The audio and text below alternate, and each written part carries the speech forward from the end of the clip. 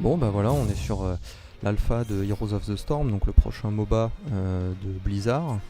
Donc là on est sur la page principale, donc on va faire un petit tour rapide des modes de jeu. Donc il y a l'entraînement où vous jouez seul avec 9 autres personnages contrôlés par l'IA, la coopération où on joue à 5 joueurs contre 5 bots contrôlés par l'IA, et puis le JCJ où on joue à 5 contre 5. Là on est dans la boutique, donc dans la boutique il y a tous les héros disponibles, il y en a un petit paquet gratuit avec le jeu, en tout cas dans l'alpha. Les autres sont à acheter contre des pièces d'or ou contre des euros sonnant et trébuchant. On peut aussi personnaliser, et plus exactement acheter des personnalisations pour les héros. Donc là dans le cas d'Illidan, vous voyez, on peut faire varier les couleurs de son armure. Voilà, ça coûte quand même 8,99€ quand même la plaisanterie, donc c'est pas non plus une petite somme. Donc on revient sur l'interface principale. Donc il y a un flux d'actu et puis une recherche de groupe simplifiée. Vous avez juste à cocher une petite case et hop, dans le fil vous apparaissez aux autres joueurs comme étant en recherche de groupe. Les joueurs peuvent vous inviter s'ils sont intéressés par votre profil. Là on a été invité typiquement, donc en haut vous voyez, vous avez la liste de tous les personnages disponibles. Ceux qui apparaissent en gris sont ceux que vous n'avez pas. De l'ordre vient de la justice. Là vous voyez tous les autres joueurs sélectionnés par vos coéquipiers. La partie se lance et vous êtes propulsé dans le Nexus. Donc là on est sur la carte qui s'appelle la baie de cœur noir. Alors donc c'est une carte assez rigolote puisque l'événement principal est un bateau pirate.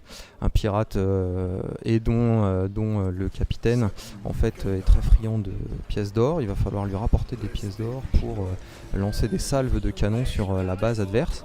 Alors pour obtenir ces pièces d'or c'est assez simple, en fait il suffit de tuer des monstres qui sont un peu disséminés sur la carte, tout en essayant de ne pas vous faire tuer par les adversaires. Donc là vous êtes dans la base, comme avant tout MOBA, il y a une petite phase de préparation, où il faut attendre quelques secondes avant que les portes de la base s'ouvrent. Et voilà, donc on est vraiment dans une configuration de MOBA standard, c'est-à-dire que vous avez des bases diamétralement opposées, géographiquement opposées plus exactement. Vous avez 3 voies, une au nord, une au sud et puis une au centre.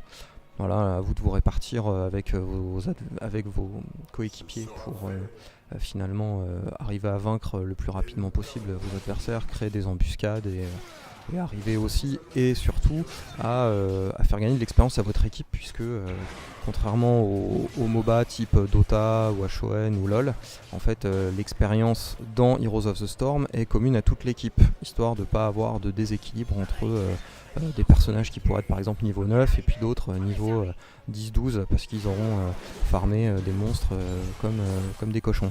Donc là typiquement on est en train de voir qu'il y a un coffre qui est apparu. On s'excite un peu dessus pour récupérer les pièces d'or, les fameuses pièces d'or qu'on va donner au capitaine du bateau pirate pour qu'il puisse gentiment aller pilonner la base de nos ennemis avec ses canons. Alors bien entendu ça c'est un événement qui vous rapporte des pièces d'or si vous y prenez part, et puis et qui vous permet aussi de retourner le cours de la partie si jamais vous êtes en mauvaise posture. Les combats se passent vraiment comme des MOBA classiques, faut se déplacer, faut faire un petit peu attention là où se trouvent les adversaires. Les unités contrôlées par l'IA sont bêtes à manger du foin, elles se tapent dessus dès qu'elles se voient. Voilà, là-dessus, Blizzard a pas réinventé le MOBA. Par contre, comme nous le disions précédemment, en fait, là où Blizzard bouleverse un petit peu les standards, c'est que l'expérience est acquise en groupe. Donc, quand vous tuez des groupes d'unités, c'est toute votre équipe qui en profite, pas seulement vous. Au bout d'un moment, bien sûr, vous passez des niveaux. Et donc, comme on va le voir là dans quelques secondes, au-dessus de votre portrait apparaît une indication. Il vous faut choisir un talent. Alors, ça se fait pas à tous les niveaux, mais ça se fait à certains niveaux, et ça va orienter votre façon de jouer votre héros. Donc plutôt que d'avoir de l'équipement à acheter, en fait vous choisissez des pouvoirs.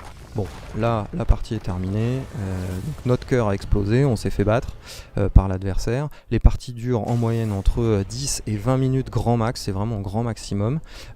Ça va relativement vite. Quand la partie est finie, vous sortez de l'interface du jeu, en tout cas de l'interface de la partie, vous gagnez de l'expérience en tant que joueur, mais votre personnage en gagne aussi afin de débloquer des capacités ultérieurement. Voilà, c'est à peu près tout ce qu'on pouvait vous dire sur cette alpha d'Heroes of the Storm.